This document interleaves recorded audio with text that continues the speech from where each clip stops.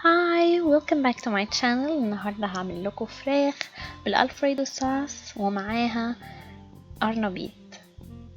طبعا انا عندي هنا صينية حاطة فيها already شوية زيت وشوية الفريدو صوص. الالفريدو صوص جاهز في برطمان كده من السوبر ماركت علشان نقتصر وقتنا شوية في المطبخ. انا حطيت نص تقريبا البرطمان هنا.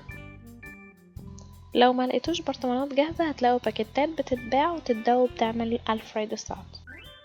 وهبتدي احط فيها فراخ اللي هي الحتة التندرلوين من صدور الفراخ او اي نوع من صدور الفراخ اللي عندك. هنحط السلايسز ما تكونش كبيرة قوي، تكون صغيرة علشان لما نيجي نقدر نغرفها بسهولة.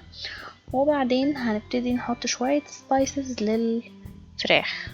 هنحط شوية ملح على رشة فلفل اسود.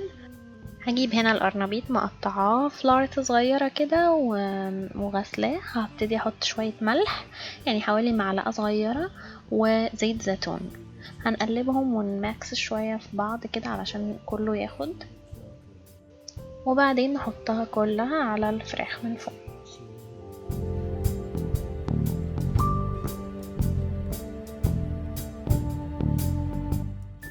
هجيب بقية برطمان الالفريدو صوص واحط بقيته كله على الوش. دلوقتي هنحط رشة بابريكا وعليهم رشة توم باودر.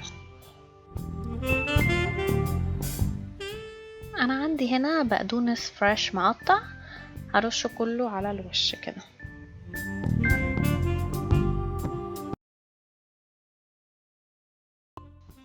اوكي، طلعت اهي عندنا. انا لسه مطلعاها من الفرن حالا. قعدت حوالي 45 دقيقة في الفرن، وانا في نص المدة كده حطيت لها جبنة بارميجان. لو حابين تجربوا الخطوة دي هتعجبكم قوي. ودي كانت اكلتنا النهاردة، سهلة وبسيطة ومش هتاخد منكم اي وقت خالص في المطبخ. ان شاء الله هتعجبكم. ما تنسوش تعملوا سبسكرايب ولايك للفيديو علشان تشوفوا فيديوهات كمان جديدة. Thank you for watching. Bye bye.